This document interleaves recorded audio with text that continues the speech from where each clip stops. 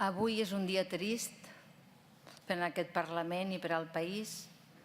Hem perdut una amiga, una companya, una dona que sempre va lluitar per defensar els drets socials i els drets nacionals d'aquest país.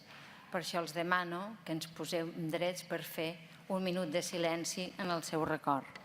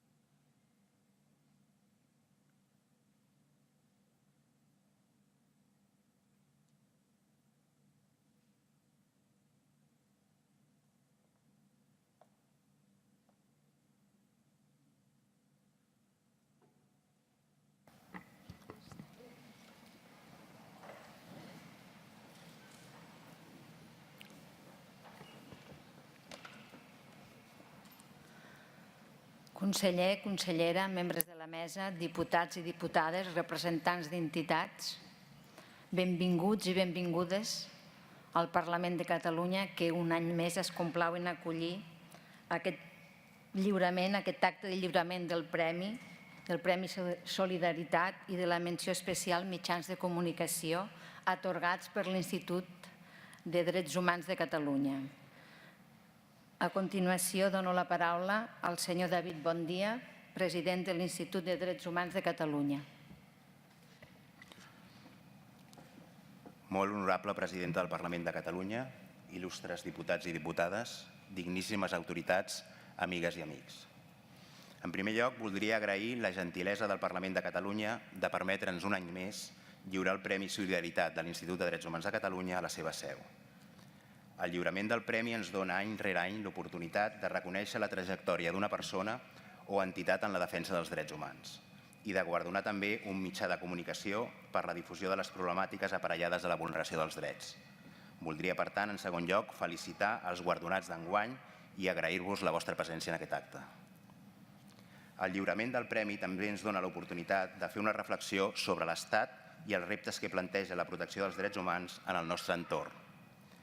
Des de ja fa uns anys, no només des de l'inici de la crisi econòmica, sinó també abans, les grans problemàtiques en matèria de drets humans a casa nostra giren al voltant del progressiu desmantellament del nostre estat del benestar, mitjançant unes retallades brutals que estan deixant en un no res la gran majoria de drets econòmics, socials i culturals, sanitat, educació, cultura, habitatge, etc. A aquesta situació ara se li ha afegit un intent descarat de criminalitzar la protesta, mitjançant la Llei de Seguretat Ciutadana que ens recorda temps passats i que pretén considerar com a enemics a tots aquells que volen alçar de forma pacífica la seva veu en contra de determinades polítiques clarament neoliberals. En matèria de drets humans, podríem dir que la situació en la que ens trobem és semblant a aquella que recorda Slavoj Žižek al fer referència a l'obrer alemany de l'època de la República Democràtica Alemanya que aconsegueix un treball a Sibèria. Sabent que el seu carreu serà llegit pels censors, diu als seus amics: hem de pactar un codi en clau. Si us arriba una carta meva escrita en tinta blava normal, el que explico és cert. Si està escrit en vermell, és fals. Passen els dies i les setmanes i no arriba cap carta, però just al mes als seus amics els arriba la primera carta escrita en tinta blava, que diu: aquí tot és meravellós. Les botigues són plenes, el menjar és abundant, els habitatges són grans i amb molt bona calefacció. Als cinemes es veuen les mateixes pel·lícules que a Occident. L'únic que no puc aconseguir és tinta vermella. Possiblement aquesta sigui la nostra situació avui en dia. Malauradament, potser no trobem o hem perdut la capacitat d'escriure amb tinta vermella per tal de denunciar les flagrants violacions dels drets humans que s'estan cometent. No obstant, per sort, dins de la nostra societat hi ha persones i entitats, com l'associació Noves Vies i el col·lectiu Fotomovimiento, que ens recorden que els defensors i les defensores dels drets humans, ja sigui a l'àmbit internacional, nacional o local, no deixaran de buscar la tinta vermella per tal d'explicar les realitats i fomentar la construcció de societats més justes i més igualitàries, on els drets humans no siguin molts per pocs, ni pocs per molts, sinó molts drets humans per tothom. L'any 2015 vàrem escoltar molt parlar de drets humans. Recordem, va ser un any ple de cites electorals, eleccions municipals, autonòmiques i generals. Els discursos dels candidats i els programes dels partits en aquestes cites van anar farcits de referències als drets humans. Varen sentir molts cants de sirena en la matèria. Ara, l'any 2016, és el moment de passar de les paraules i de les promeses als fets, a l'efectivitat dels drets humans. No volem tornar-nos a adonar que a l'hora de prometre no hi ha límits, però a l'hora de complir sempre hi ha excuses. Abans que això torni a passar, possiblement, ja va ser hora de recordar que no ens hem de deixar enlluernar de nou per aquells que es dediquen a fer polítiques amb els drets humans i hem de potenciar i incidir per tal que d'una vegada per totes es facin polítiques de drets humans. Polítiques on es prioritzi la implementació d'aquests drets en funció de les necessitats i no en funció dels costos, com ens volen fer veure aquells que no creuen en lo públic, malgrat estar obligats a gestionar-ho. Des de l'Institut estem convençuts que tenim els mitjans. És la proposta que es troba sota el concepte de drets humans emergents. Aquest concepte revolucionari ens ensenya que si bé el vincle entre la democràcia i els drets humans és fonamental, no ens podem quedar només en la dimensió de la democràcia representativa, anar a boctar cada cop que toqui. En el vincle entre la democràcia i els drets humans, aquest vincle entre democràcia i drets humans s'articula mitjançant altres dimensions que sovint nosaltres i els nostres representants oblidem. Una democràcia igualitària, on tots els éssers humans i totes les comunitats tinguin el dret a viure en condicions de dignitat. Això implica, per exemple, treballar per tal d'aconseguir acabar amb la pobresa energètica, fer realitat la renda garantida de ciutadania i combatre les violències estructurals que hi ha a les nostres societats i que fomenten discursos de l'odi i la discriminació. Una democràcia plural, on tothom tingui el dret al respecte de la identitat individual i col·lectiva, així com el dret a la diversitat cultural. La nostra aposta ha de ser per societats interculturals, on les identitats siguin múltiples i no úniques. Una societat paritària, on dones i homes ostentin realment el mateix estatut jurídic, polític, econòmic, social, laboral i cultural, i s'erradiqui el sostre de vidre i el terra enganxós.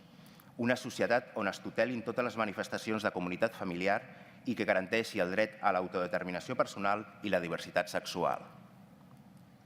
Una democràcia participativa, on tots els éssers humans i tota la comunitat tinguem dret a participar activament en els afers públics i a gaudir d'una administració democràtica en tots els nivells de govern. I quan diem tots, fem referència també als immigrants, exclosos la majoria de vegades de qualsevol tipus de participació. Una democràcia solidària, on tothom tingui el dret al desenvolupament i el deure de salvaguarda cap a les generacions futures. No podem hipotecar els nostres recursos només per obtenir guanys econòmics immediats sense pensar en la sostenibilitat del nostre futur. I una democràcia garantista, en la que tots gaudim del dret al dret, a la democràcia i a la justícia internacional. Una democràcia en la que la pobresa no sigui considerada només com una causa de violacions, sinó que passi a ser considerada en ella mateixa com una violació dels drets humans. Una democràcia que entengui que sense veritat, justícia i reparació estem davant d'una democràcia imperfecta i incompleta. I una democràcia que accepti que el dret a la resistència no violenta i el dret a la desobediència de la societat civil és un dret humà.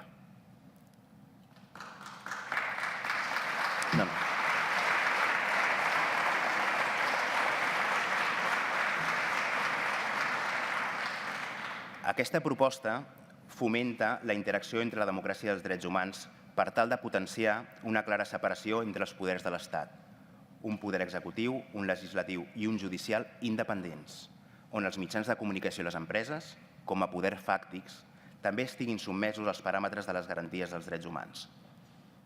Això ens portarà, entre d'altres mesures, a la necessitat de refundar l'Estat, sigui quin sigui, però un Estat que fonamenti la seva existència en les persones que es troben al seu territori, i no a l'inrevés. És a dir, tenir clar que el que fonamenta l'existència de l'Estat són les persones. Els éssers humans som la seva raó de ser i la seva fonamentació. Quan creguem fermament en això, podrem donar el primer pas per trencar les dinàmiques fomentades des d'institucions que formen part de l'autoritat que insisteixen en tractar-nos com a objectes i en concedir-nos privilegis en lloc de concedir-nos drets. És evident que dins d'aquest argumentari cal incidir en el dret humà a decidir, un dret humà essencial, però no podem només limitar-lo a escollir entre independència sí o independència no. El dret humà a decidir és molt més extens i consistent. Implica exercir la capacitat de decidir moltes més coses que tenen impacte directe en els éssers humans. Decidir el nostre model sanitari, decidir el nostre model cultural, decidir el nostre model econòmic, on les persones siguin més importants que els mercats, decidir sobre l'especulació urbanística, decidir sobre el model social. Són moltes les coses a decidir i se'ns ha de tenir en compte per evitar començar a construir la casa per la teulada. El següent pas consistirà en reivindicar també l'essència del concepte de ciutadania. Una ciutadania, un concepte incloent que va néixer molt vinculat al desenvolupament dels drets humans. Podem constatar com avui en dia s'està utilitzant de forma interessada aquest concepte per buidar el seu contingut i deixar fora determinats col·lectius, migrants, refugiats, sense sostre, persones recloses. D'aquesta forma, no podem deixar de dir que ciutadans som totes i tots i ens correspon a totes i tots aquesta ciutadania cosmopolita, sense exclusions. Aquesta ciutadania està formada per totes les persones que es troben al nostre territori, els nacionals i els estrangers. Ens correspon denunciar que en lloc de construir una societat decent on tothom tingui cabuda, des de diverses instàncies s'està fomentant la construcció d'una societat del menyspreu, on determinats col·lectius no tenen cap tipus de dret. Per exemple, estem tractant els refugiats com a números. Parlem de quotes, parlem de l'Europa fortalesa, parlem dels problemes que poden comportar i oblidem el deure de solidaritat que tenim envers a les dones i homes, nenes i nens que fugen d'un conflicte ja que la seva vida corre perill. Hem acabat convertint l'asil en un privilegi en mans dels estats, quan originàriament, quan nosaltres fugíem, era un dret humà. No es tracta de caritat, ni d'empatia, ni d'exigència moral. És un deure jurídic que tenim cap als nostres germans. Front a aquestes situacions, són dues les mesures que cal implementar ja. La primera consistiria en deixar, d'una vegada per totes, de parlar de col·lectius especialment vulnerables. Les dones, les nenes, els nens, els pobres, els migrants, els refugiats, no són col·lectius vulnerables. Són col·lectius vulnerabilitzats per culpa de determinades causes estructurals i polítiques interessades que estan molt presents a la nostra societat. Per acabar amb aquesta situació calen mesures radicals i estructurals, no simples accions conjunturals i oportunistes. La segona consisteix en la necessitat de començar a escriure el llibre dels deures de la mateixa manera que hem escrit el llibre dels drets. Els deures constitueixen el contingut dels drets. No té sentit proclamar el dret a l'habitatge, el dret a la sanitat, el dret a l'ensenyament, sense desenvolupar lleis que estableixin els corresponents deures de garantir i protegir per part de les autoritats públiques. No podem caure de nou en el parany interessat de convertir els drets humans en simples privilegis. Molt honorable presidenta, digníssimes autoritats, amigues i amics. En aquest camí que ara cal transitar, podem tenir com a referents a entitats i persones que no han renunciat a buscar la tinta vermella per tal d'explicar i corregir les situacions en matèria de drets humans. Així, per una part, un referent és l'associació Noves Vies, el no estalviar esforços per tal de tornar la dignitat als immigrants menors no acompanyats, el visibilitzar aquestes nenes i nens que han estat, en molts casos, invisibilitzats per la nostra societat i per les nostres autoritats, el posar en marxa tots els mecanismes possibles per recuperar els seus projectes de vida. I per una altra part, un referent és el col·lectiu Fotomovimiento, per la seva reivindicació del dret humà a conèixer la veritat, el dret a rebre una informació veraç i la capacitat de visibilitzar les arbitrarietats que moltes vegades es cometen a l'empara del missatge de la por i de la seguretat i que moltes vegades també està transmès per determinats representants del poder executiu, legislatiu i judicial. Així entenem que mitjançant la denúncia i la crítica constructiva no partidista es poden crear les condicions per tal de construir un món, un estat i una ciutat on els valors dels drets humans emergents, els drets humans de proximitat, no només siguin inherents a les entitats de la societat civil, sinó que també guiïn les actuacions dels poders públics. Gràcies.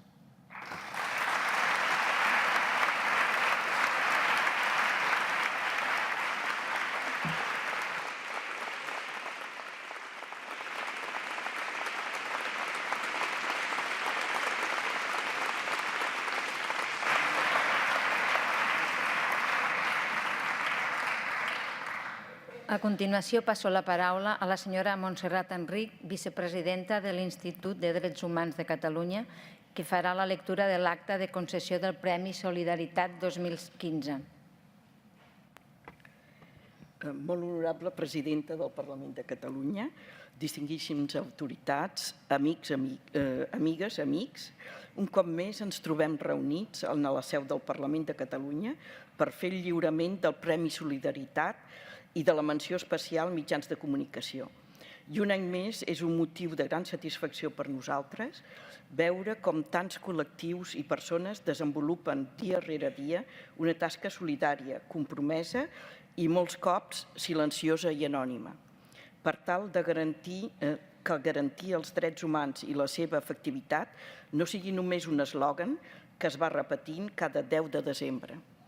El passat dimarts 12 de gener es va reunir novament el jurat de l'edició 2015 del Premi Solidaritat, un guardó que atorga l'Institut de Drets Humans de Catalunya des del 1987.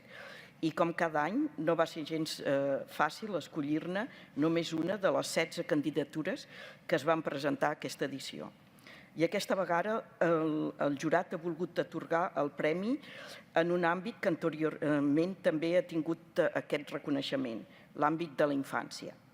L'entitat guardonada és l'associació Noves Vies, un grup de persones que treballen incansablement per protegir, per garantir els drets dels menors immigrants no acompanyats que arriben a Catalunya. Nens i nenes, nois i noies, majoritàriament procedents d'Àfrica subsahariana, que han recorregut un llarg camí separats de la seva família i sense cap mena de protecció.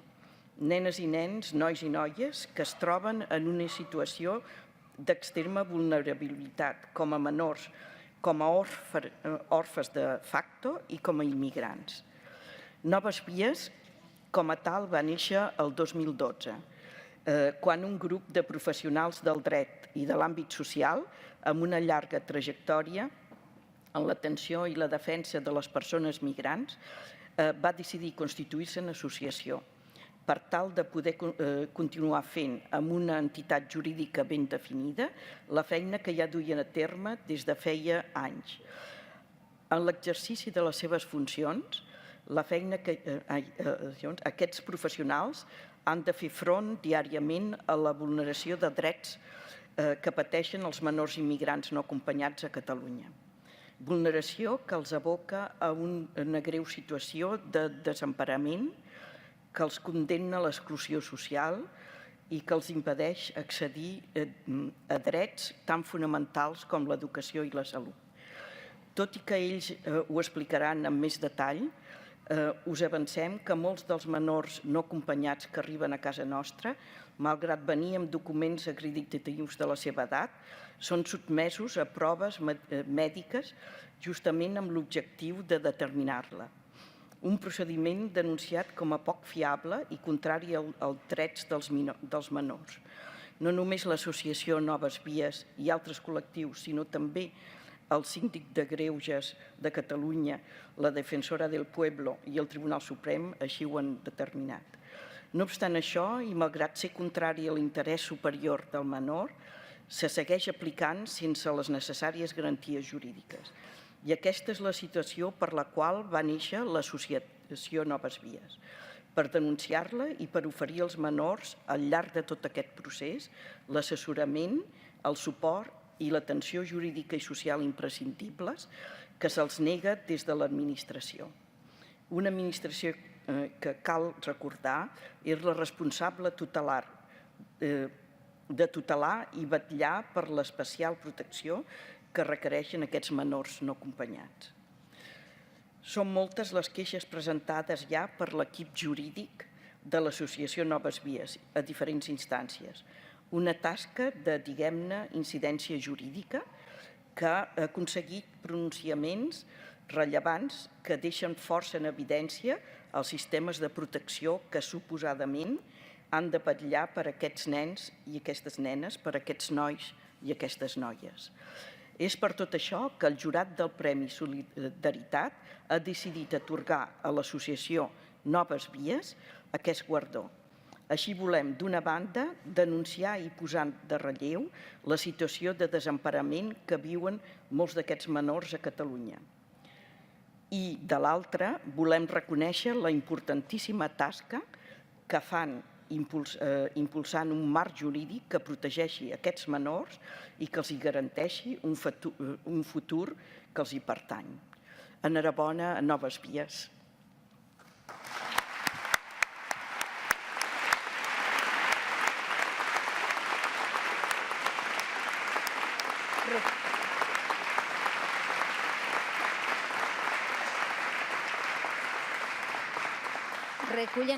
Recullen el premi Albert Parés, president de l'Associació Noves Vies, i Susana Ferran, tresorera de l'entitat.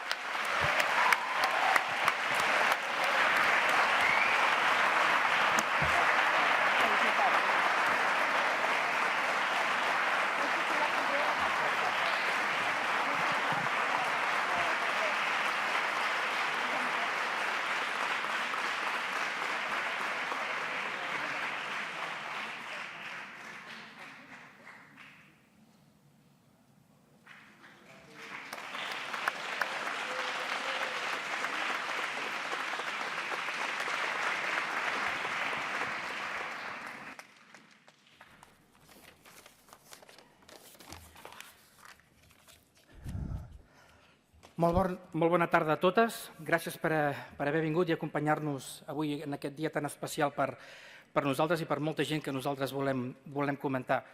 En primer lloc, recordar una altra vegada la Muriel Casals, una persona que també defensava perquè les persones nouvingudes entenguessin que aquí hi ha una cultura, una llengua, una història que es diu Catalunya i que s'ha d'estimar igual que els hem d'estimar nosaltres amb ells també. Per tant, un record també per ella.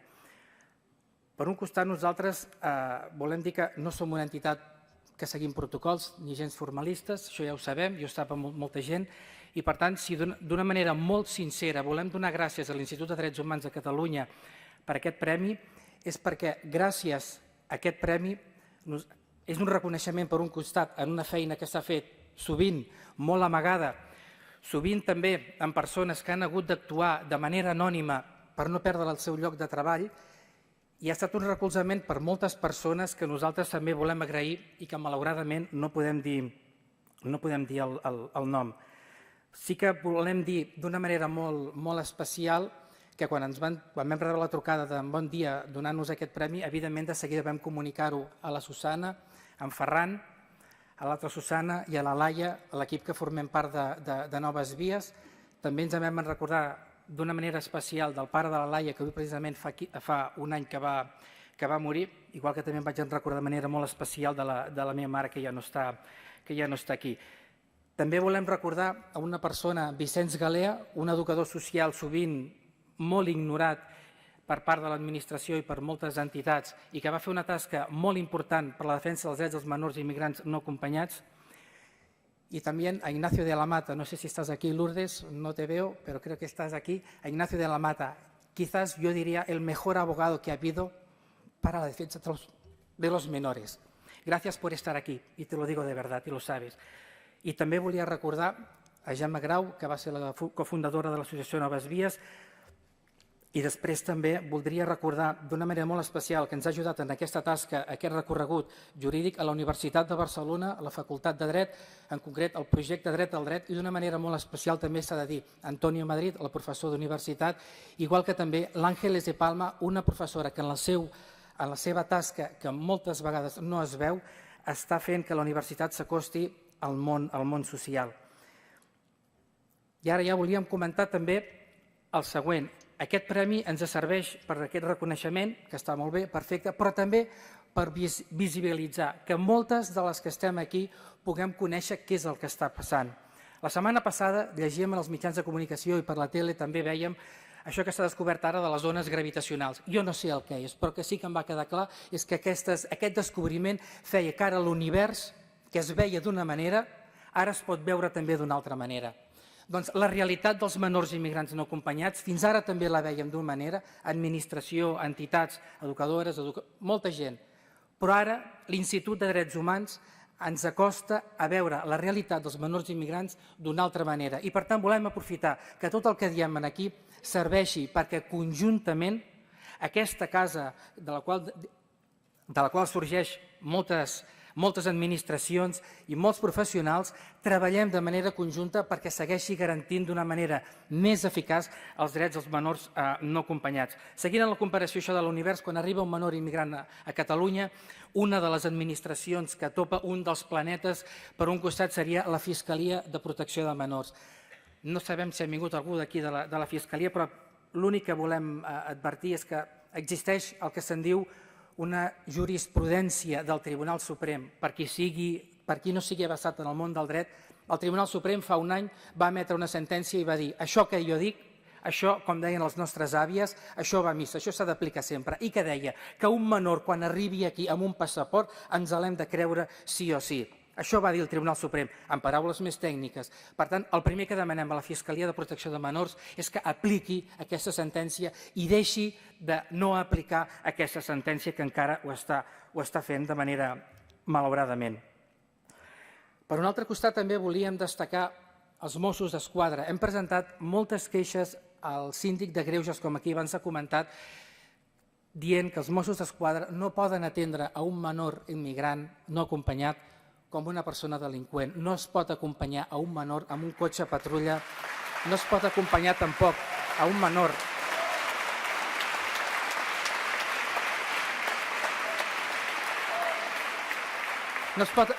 Aquesta persona és una persona menor d'edat i, per tant, existeix un dret, que és el dret a la dignitat, que moltes vegades oblidem, i el síndic de Greuges, amb una resolució i amb diverses resolucions, ho està dient. No ho diu Noves Vies, ho diu el síndic de Greuges.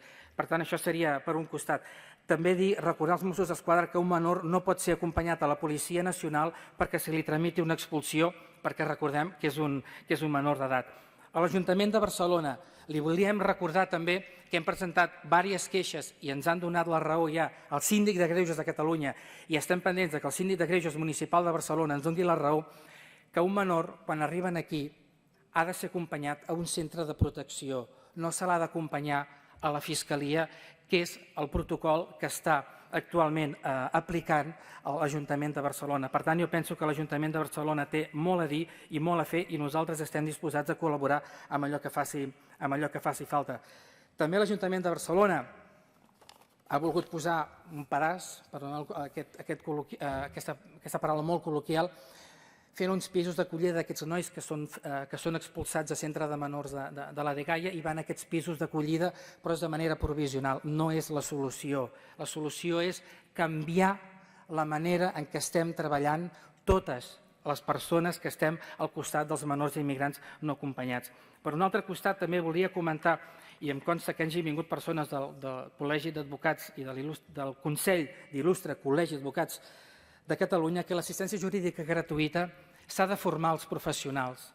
S'ha de formar, com diu la normativa. L'assistència jurídica gratuïta, el que coneixem moltes, com això d'advocat d'ofici, és un servei públic. Nosaltres, moltes dels que estem aquí, exigim a la sanitat pública, als metges públics, als mestres públics, la màxima qualitat. En els advocats d'ofici els hem d'exigir la màxima qualitat. És un servei públic i, per tant, els hi hem de garantir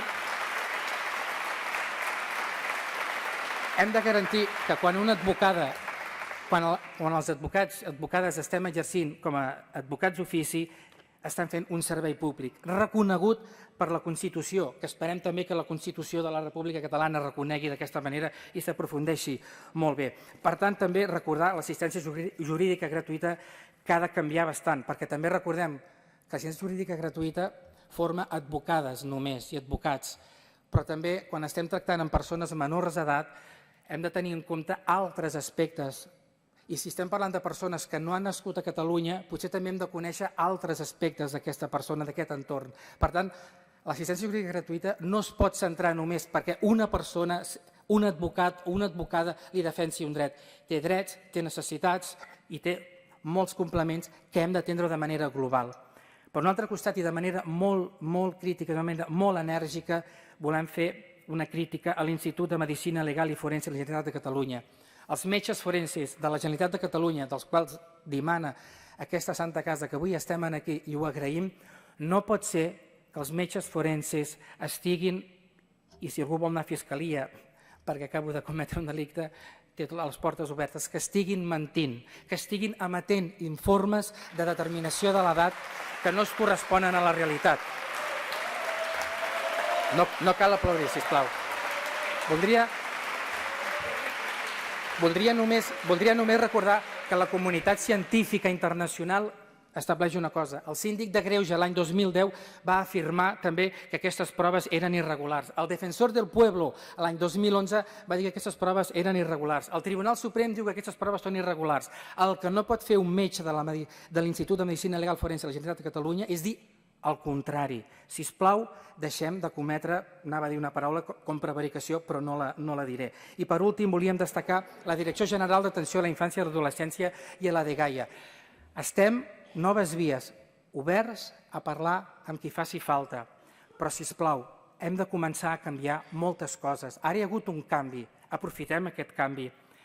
Apliquem la doctrina del Tribunal Suprem. Moltes vegades no ens agrada aplicar la jurisprudència.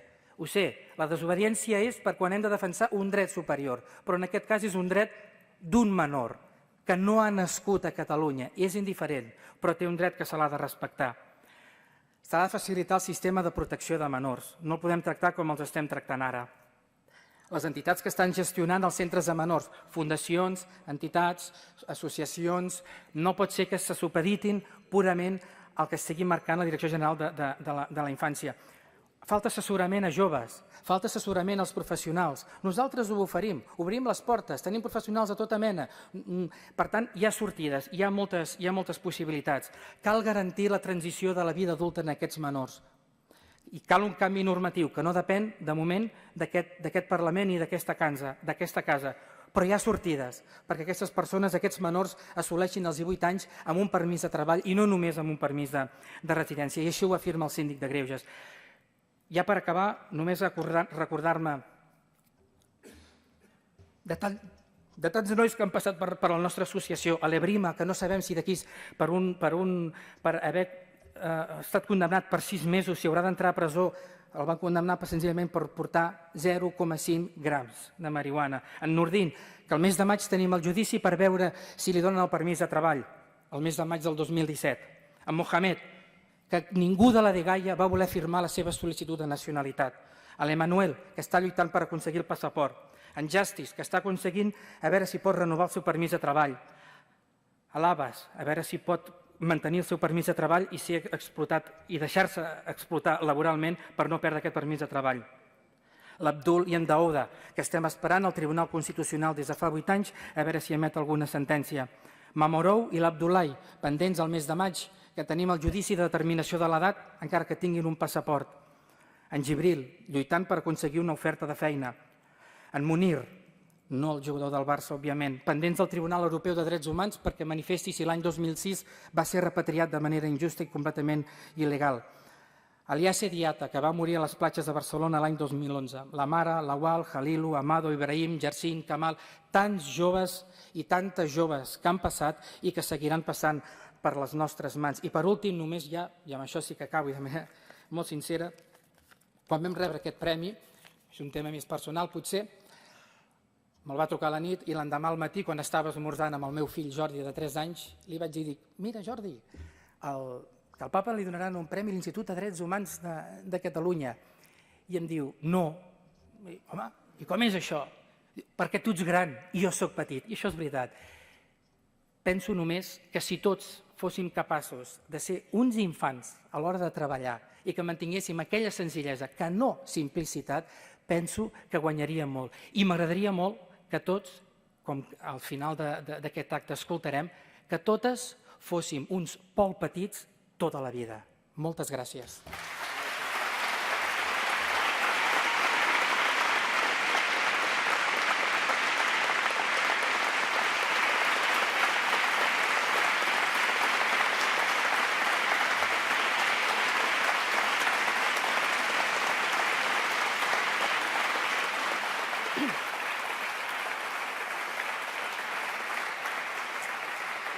Bueno, Mireu, jo no anava a dir res perquè ja ho ha dit tot l'Albert i ho ha explicat tot superbé, però sí que volia afegir una coseta més, i és donar les gràcies una altra vegada a l'Institut, perquè penso que una cosa molt important d'avui és que el que ens dona aquest premi és una protecció, perquè quan treballes lluitant contra el maltractament institucional és molt difícil, estàs molt desprotegit. Doncs, per tant, això és una protecció per la gent que estem lluitant per protegir els altres.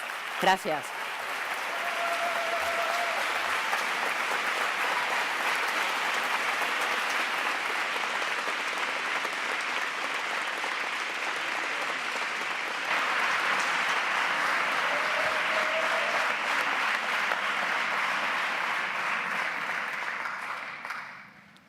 A continuació, la senyora Montserrat Enric farà la lectura de l'acta de concessió de la menció especial Mitjans de Comunicació. Abans de tot, voldria agrair al senyor Jaume de Córdoba, que és l'autor de l'obra que els donarem com premi a Fotomovimiento, que és l'associació que ha obtingut aquest premi. I ara que és el torn de la menció especial de mitjans de comunicació. Com alguns de vosaltres sabeu, l'Institut de Drets Humans de Catalunya atorga cada any, juntament amb el Premi Solidaritat, aquesta menció especial a algun mitjà que destaqui pel seu compromís en la promoció i la defensa dels drets humans. El Comitè de Drets Humans, en la seva observació general número 34 de Nacions Unides, estableix els mitjans de comunicació lliures són una de les pedres angulars de la societat democràtica. És la seva existència la que assegura la llibertat d'opinió i d'expressió i el gaudi dels altres drets i llibertats fonamentals. I és que només una societat informada pot ser una societat lliure. Aquest és l'esperit que inspira Fotomovimiento, un mitjà de comunicació que dona testimoni de la realitat social i fa difusió per mitjà de les imatges. Els seus orígens es troben al 15M, a la plaça de Catalunya. Entre els ciutadans que, càmera en mà, es van donar cita a la Comissió d'Audiovisuals de l'acampada per retratar les reivindicacions, les lluites i les protestes que es produïen a la plaça. 5 anys després, ja com Fotomovimiento, aquest col·lectiu de fotoactivistes, com ells mateixos s'autodefineixen, té gairebé 800 àlbums al seu compte de Flickr, amb un total d'unes 15.000 fotografies de les diferents accions que han enregistrat. Entre elles trobem imatges des del 15M a les darreres manifestacions demanant la llibertat per als titellaires detinguts a Madrid la setmana passada. Han estat 5 anys de testimoni fotogràfic de les lluites ciutadanes reclamant els seus drets, 5 anys de la història recent de l'activisme i dels moviments socials, 5 anys d'exercici col·lectiu per part de la ciutadania del dret a la protesta. Trobareu que imatges com les seves difícilment es troben amb altres mitjans, i és que es tracta no només d'un testimoni gràfic. Fotomovimiento acompanya els moviments socials. Els seus integrants en formen part.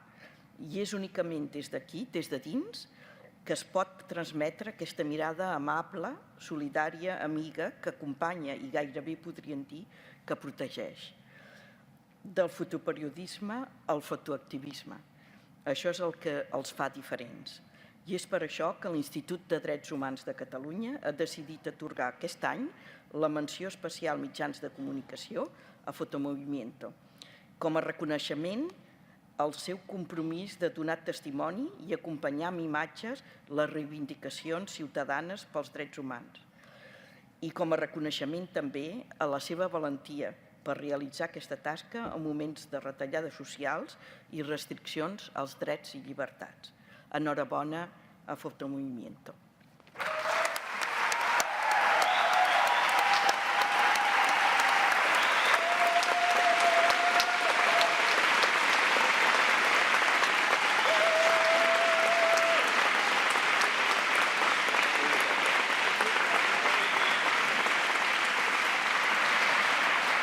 Pugen a recollir el premi. Pugen a recollir el premi. Bru Aguiló. Roberto Astorgano, Tono Carbajo, Teresa Fort, Manu Gómez, Pedro Mata, Xavi Ortega, Mònica Parra, Manuel Roldán, Ramon Serra, Mónica Solanas y Jorge Lizana.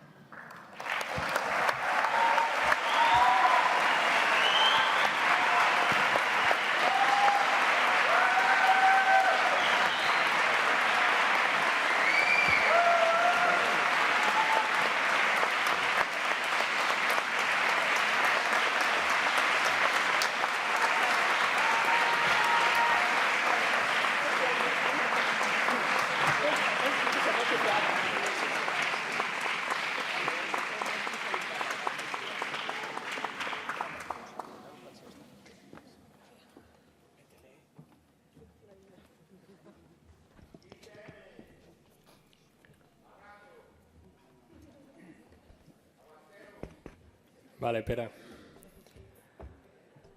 Bé, abans de començar, saludar el Jorge, que ens està seguint des de la distància i ens veurà per aquella càmera d'allà. Un petó a la Muriel per la gent que la coneixia i tenia relació amb ella i un petó molt gran al Pablo allà on sigui.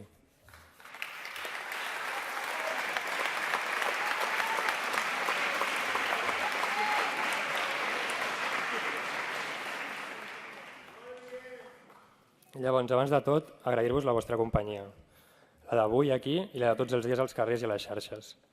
Moltes gràcies a l'Institut dels Drets Humans de Catalunya per al reconeixement a la nostra feina i per concedir-nos aquest any la menció Mitjans de Comunicació 2016. No deixa de resultar curiós que al marc de celebració d'aquesta jornada en defensa dels drets humans es produeixi el Parlament de Catalunya, representant de la sobirania popular, però que quan aquesta s'expressa en forma d'acció no violenta, com aquella jornada en què rodeja precisament aquest espai, es criminalitza i es persegueix la protesta social. Deia Eugene Smith que la fotografia podria ser aquella tènue llum que modestament ens ajudaria a canviar les coses.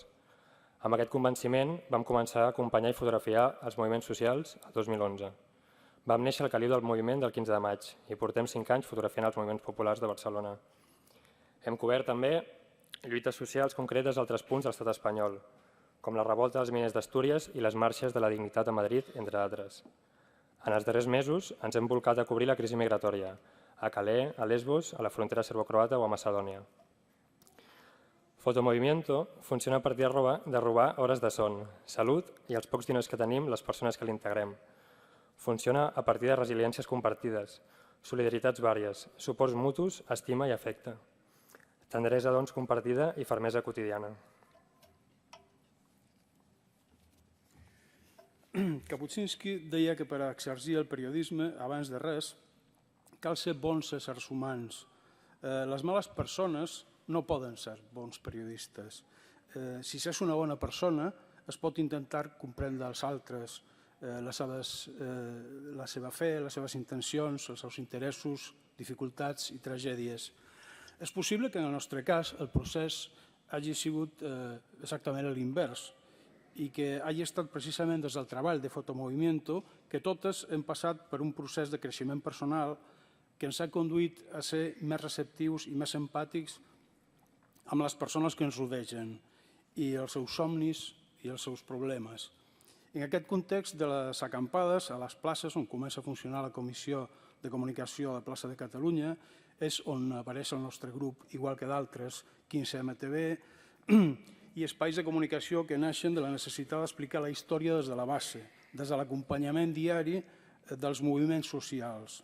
Deia Eduardo Caldeano que sueñan las pulgas con comprarse un perro y sueñan los nadies con salir de pobres, que son seres humanos, que no son solamente recursos humanos, que no tienen nombre sino números. Pues bien, nosotros somos parte de los nadies.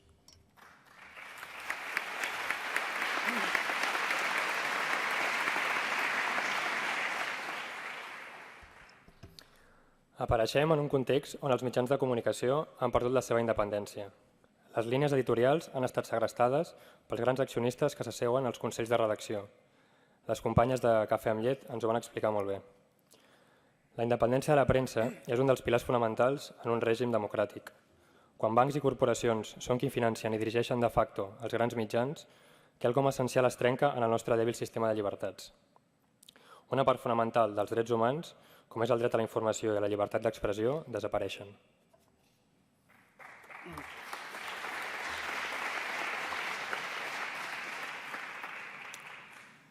Aquest assalt del gran accionariat als mitjans de comunicació per convertir-los en altaveus dels seus propis interessos va ser possible, entre altres raons, per la crisi del sector, obstinat en mantenir unes colossals estructures editorials en un món en què la tecnologia proporciona una immediatesa i una globalitat mai vistes.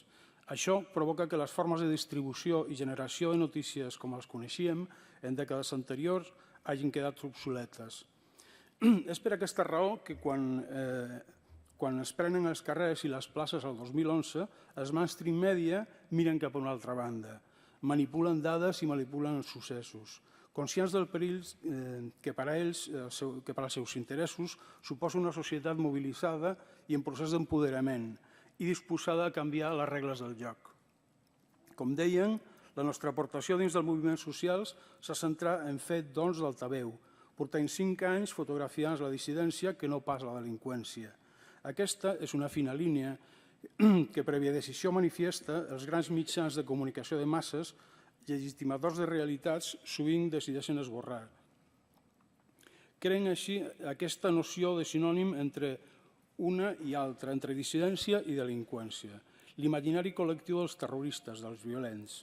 Aquell imaginari col·lectiu que empenya a càrrecs públics, a l'exconseller d'Interior en aquest cas, a afirmar que aniríem fins als límits de la llei i una miqueta més, com amb els citaires, potser.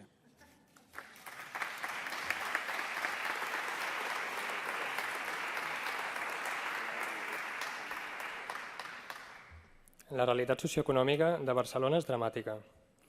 Partint de les desigualtats de classe, ens trobem en una ciutat on hi ha gran varietat de renta i esperança de vida segons barris, amb una ordenança del civisme amb fonaments higienistes aprovada el 2006 que monopolitza i fiscalitza l'ús de l'espai urbà, amb processos galopants de gentrificació.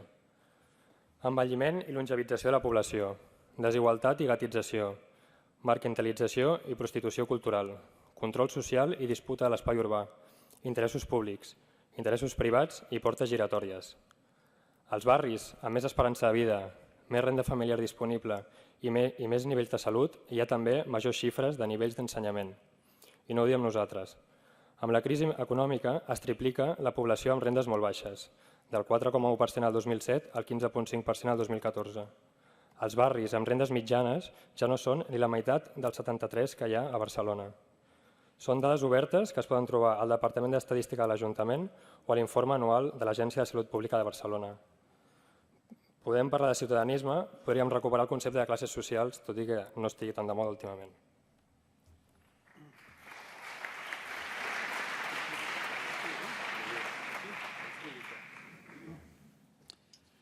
Vivim en un món on dominen els termes excel·lència i rendibilitat, un món on les aparences i la impunitat s'imposen. Les societats distòpiques que ja ens avançaven les grans obres de ciència-ficció són el nostre present. Orwell temia un gran germà, un ull vigilant que controlés tota la informació, un estat policial i repressiu todopoderós. La por de Huxley era que la informació en sobrepassés, que la confusió no deixés diferenciar veritats i mentides. Temia una societat on allò trivial, allò accessori o allò superficial fossin el centre de la vida de les persones, mentre que la informació i el coneixement de la veritat fossin despreciats per la població. El control, dolor i repressió per una banda i la banalització hipnòtica dels desitjos per l'altra són dos eixos fonamentals que s'estan fent servir per eliminar allò que coneixíem com drets humans. Ja no som ciutadans, som consumidors, abracant còmoda i voluntàriament la brillantor d'allò banal. Ray Bradbury, a la seva novel·la Fahrenheit 451 de l'any 1953, projecta sobre el nostre present una realitat sinistra. Aquest món on la filosofia ha estat eliminada dels ensenyaments mitjans, on les universitats han deixat de ser l'alma mater per a convertir-se en fàbriques de treballadors especialitzats. Aquell món on les televisions són botigues de banalitat, aquell món és el nostre món, és el nostre present. No és que el sistema sigui així de dolent, senzillament és que els drets humans no són bons per al negoci, no és res personal. se'ns empenya cap a un espai relacional i de desitjos que acaba en l'esfera personal o, com molt, amb el nostre cercle de relacions familiars properes. L'aïllament i l'individualisme fan que la por al diferent, a l'altre, sigui fàcil de vendre avui en dia. Perdre la capacitat d'empatitzar amb el construït com a diferent és el primer pas per convertir-lo en l'enemic. L'altre passa a ser el que ve de fora, atemptar contra el que percebem com el nostre. És l'enemic i l'enemic no té drets. Cap expulsar-lo i, si és precís, eliminar-ho. Les fronteres s'han convertit com a territori i com a concepte en el centre i l'essència d'una ideologia hegemònica, postcolonial i excloent. Davant d'això ens queda la solidaritat i l'empatia, els nosaltres sobre el jo.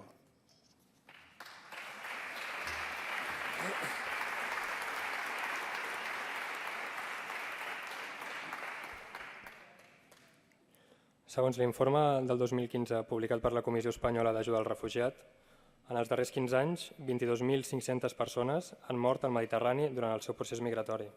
Són persones amb noms i cognoms. Enmig d'aquestes xifres s'imposen els anàlisis esbiaixats i etnocèntrics que construeixen a les persones migrades com a alteritats potencialment perilloses. En els nostres últims treballs hem fotografiat i parlat amb els diferents actors implicats en les zones frontereres europees, on s'està produint el major èxode humà que viu Europa en les darreres dècades. Èxode que evidencia les misèries de les grans organitzacions no governamentals, de les forces i cossos de seguretat dels països receptors i de l'Europa institucional racista i xenòfoba. Ens preguntem també, des de fa anys, fins quan seguirem suportant que forces policials entrin a ateneus i centres socials a les 6 de la matinada amb armament militar. Fins quan suportarem que segueixin construint aquest discurs de la por, del terrorisme anarquista, d'operacions Pandores i pinyates, de destruccions d'espai de cultura de base.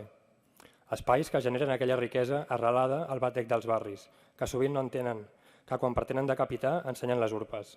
Can Vies o la Carboneria en són bons exemples.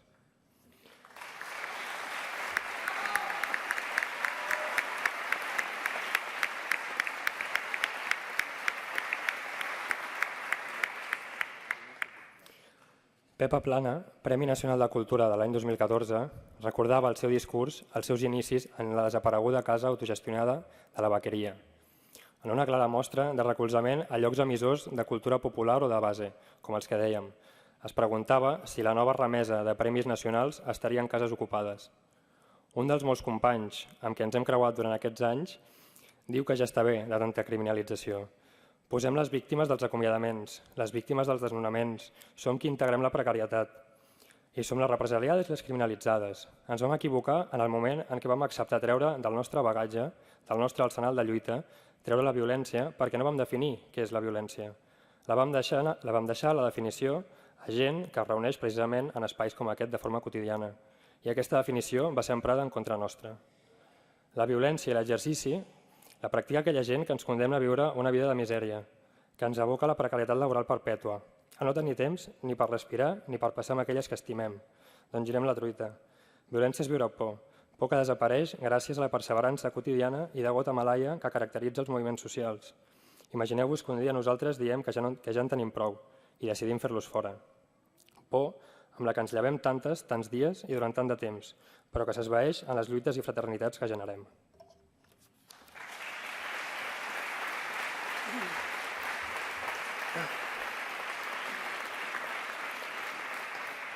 I ja per acabar, voldríem expressar un seguit de punts breus.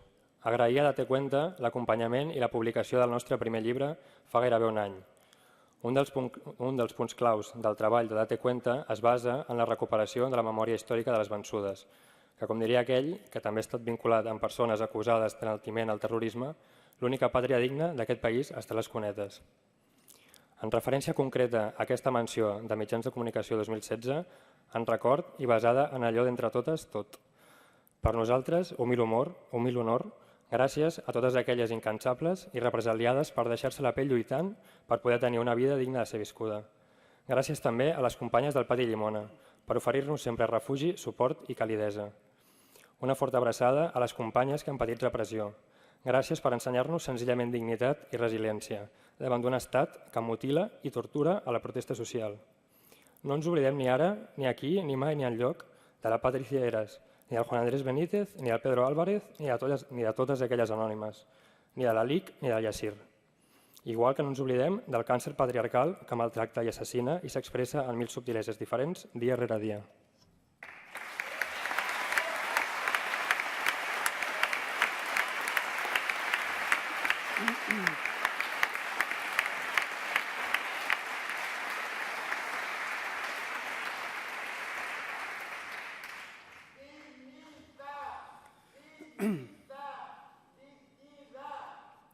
Per últim, m'agradaria llegir-vos una petita llista de desitjos que vam escriure.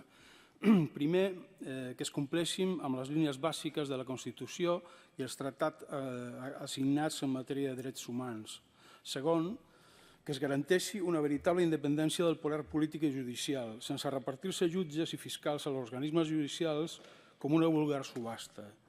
3. L'article 14 del capítol 2 diu que els espanyols són iguals davant la llei sense que pugui prevaldre discriminació alguna per raó de naixement, raça, sexe, religió, opinió o qualsevol altra condició o circumstància personal o social. Res a dir. 4.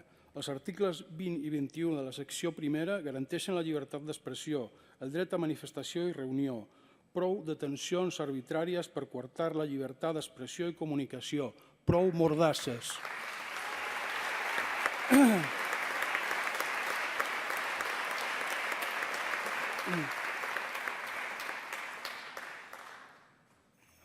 Cinc, que es compleixin els convenis internacionals subscrits sobre aquestes llibertats, com l'article 10.1 del Conveni Europeu per la Protecció de Drets Humans i de les Llibertats Fonamentals, desobediència frontal de la Llei de Seguretat Ciutadana. 6. Article 27 de la secció primera garanteix el dret a l'educació.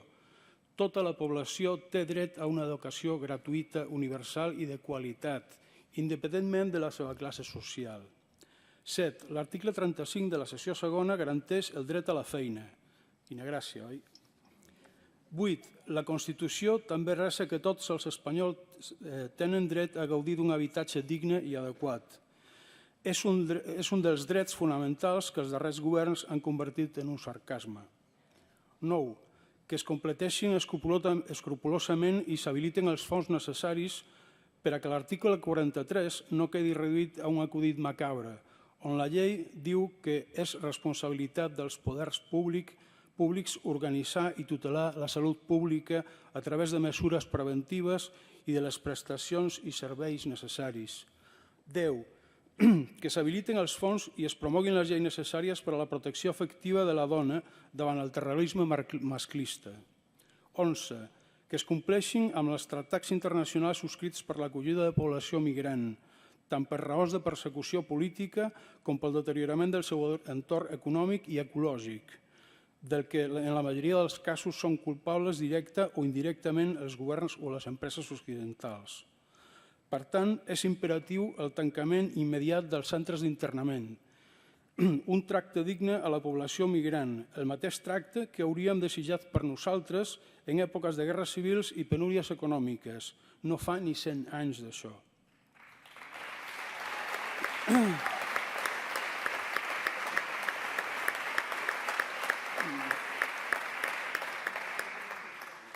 I per a terminar, el punt número 12 és una idea de Sílvia, i que és una petició. És la creació a Barcelona d'un Institut d'Educació Secundària Patricia Heras, Juan Andrés Benítez, igual que com existeix a Nova York l'Institut Harvey Milk, com a centre educatiu lliure d'assetjament on es respectin i es facin respectar totes les opcions de sexe, gènere, orientació emocional i sexual.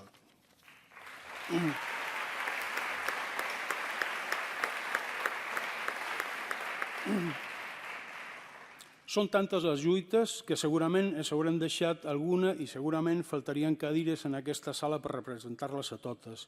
Gràcies i seguim, com sempre, fins que arribi el dia que durarà anys.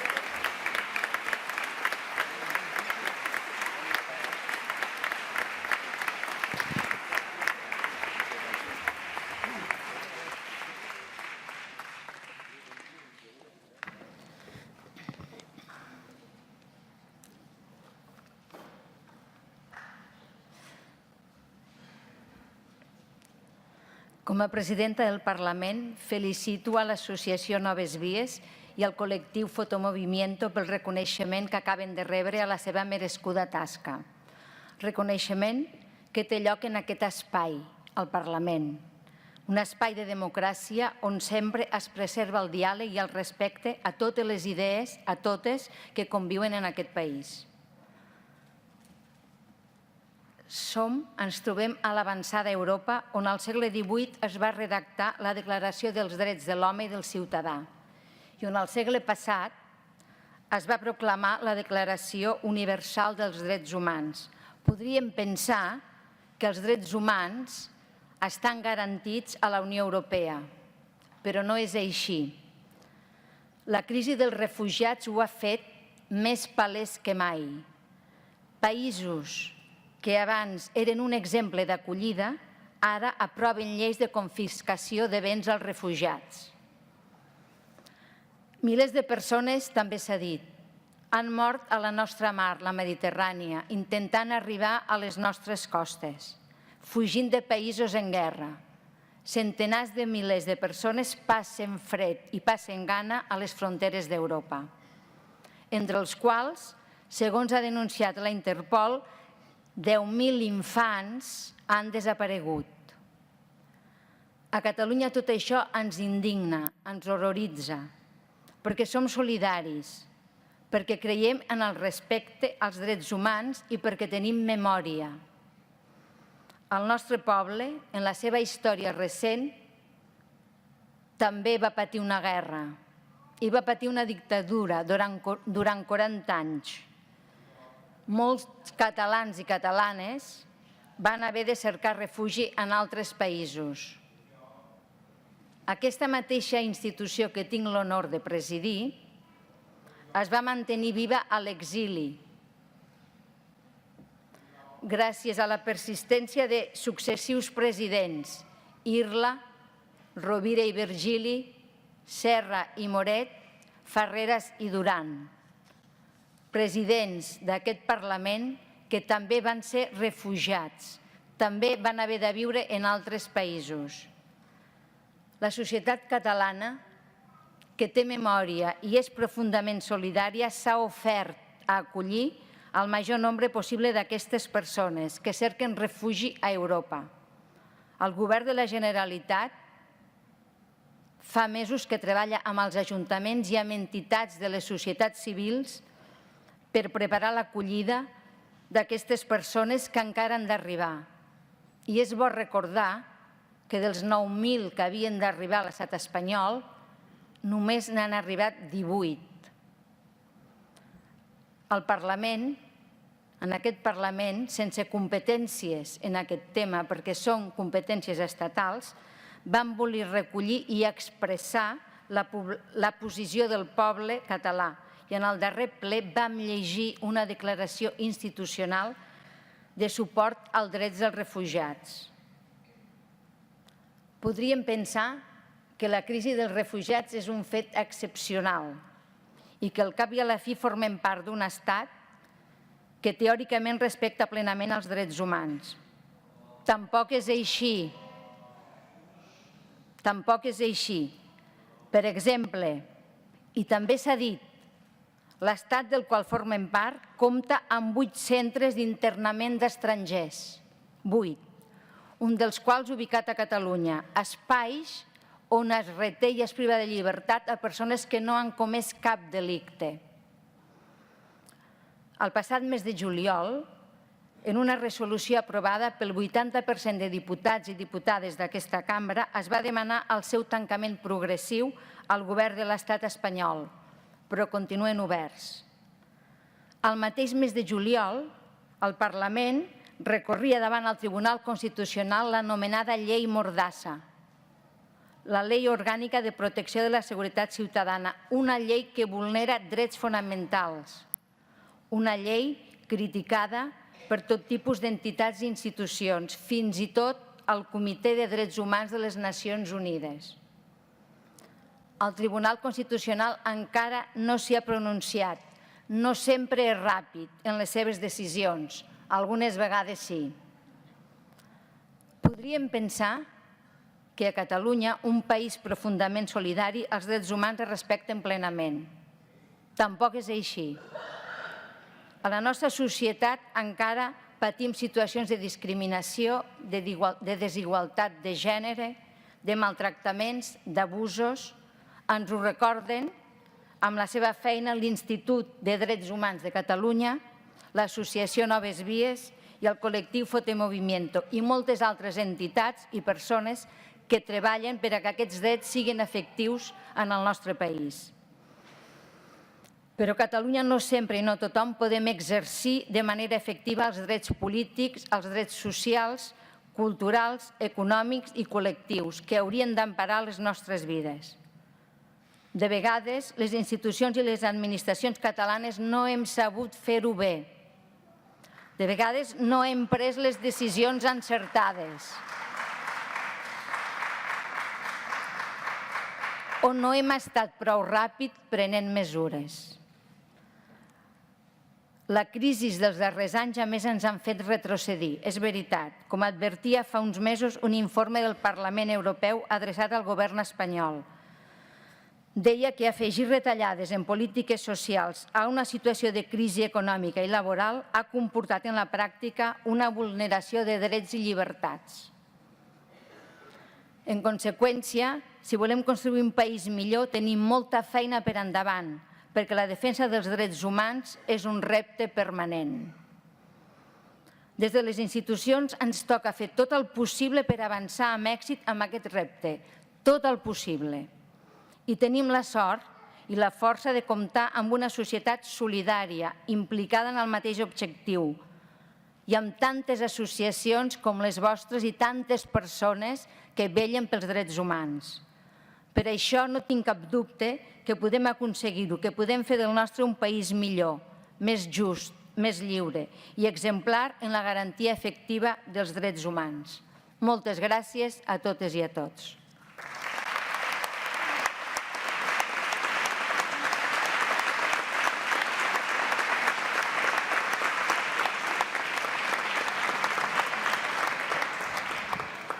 A continuació, passo la paraula al senyor David Bondia, que ens explicarà la propera actuació musical. A continuació, la banda Engai Engai interpretarà Pol Petit, com feia referència abans a l'Albert Parés. És una cançó que es va publicar al disc Barres i Birres en l'any 92 i que va escriure el cantant de la banda pel seu fill. Hem volgut tancar l'acte amb aquesta cançó, sobretot perquè ens sembla que recull una mica l'esperit de les dues entitats que han estat guardonades aquest any. En un moment, la cançó el que diu és nens petits que creixen amb el cor glaçat, joguines que els grans hem trencat. És una mica la lluita que té l'associació Noves Vies per recuperar aquests nens menors no acompanyats al carrer, situar l'interès superior del menor per sobre de tot i començar a donar-nos compte del que estem fent en aquesta societat. Més endavant, en un altre moment, el Pol Petit ens convida a sortir al carrer i a cantar una cançó, a cantar ben fort i dir la veritat sense por. És l'ànima, l'esperit de Fotomovimiento, com ells mateixos ens han explicat.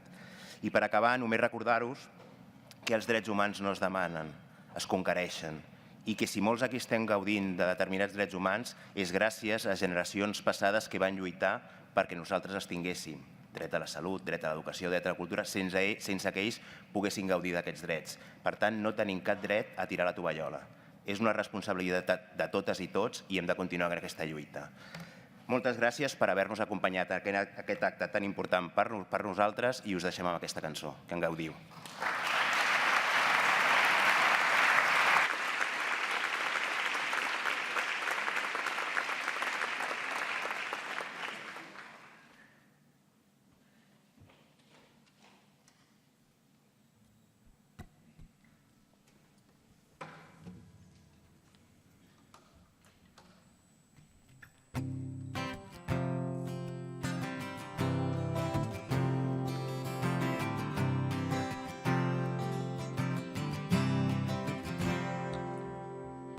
Dies fets d'angoixa, carrers plens de por, gent sense esperança, ciutats sense cor, nens petits que creixen amb el cor glaçat, són joguines que els els grans hem trencat. Ei, Pol petit, agafa la guitarra cada nit, surt al carrer i canta una cançó.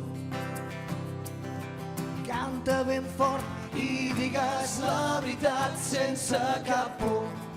Ei, Pol petit, també cantaré jo.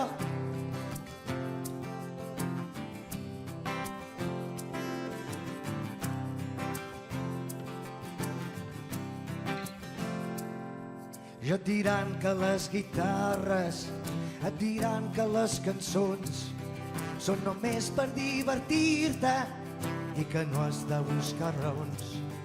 Però no deixis que t'enganyin, qui diu això no et vol bé.